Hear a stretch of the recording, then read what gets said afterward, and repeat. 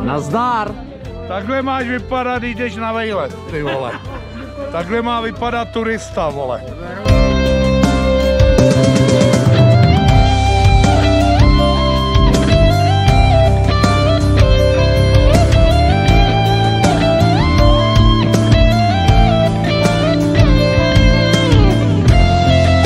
A je to naposledy. Takhle jenom malý. Příští rok se půjde okolo kosobudských rybníků. Takže se půjde až k Jirkovi Veselej a zpátky, anebo obráceně od Jirky sem.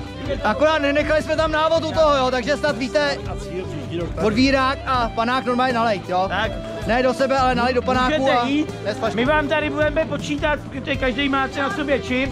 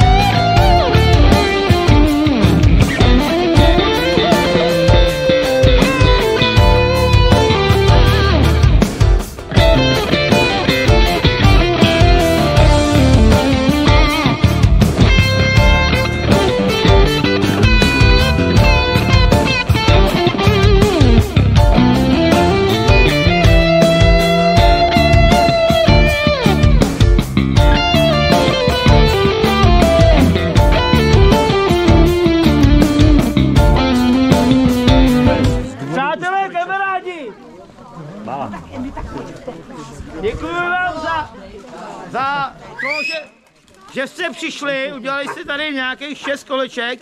Někteří, kteří to odvlákali, tak jich udělali 8. Ale bylo to naposledy, jak jsem říkal na začátku. Příští rok se půjde tady odsud k Jirkovi Veselej, k Fíkovi a k tomu druhému a zpátky. Na každé straně bude občerstvovna, aby jsme nevystřízlivěli. A to budeme muset ušít i my s Krkem, to neodjedeme. Petře, když to nevidí ještě ne, tak na příště. Takže to. A teď vás poprosím, že jestli bychom si udělali jako společný foto. Ne, selfie. Hej, slečna. Nemá čas. Že zase nějaký koule. Drž tu kouli do pusy. Taky Olda. Udělej A. Točená zády, ty vole.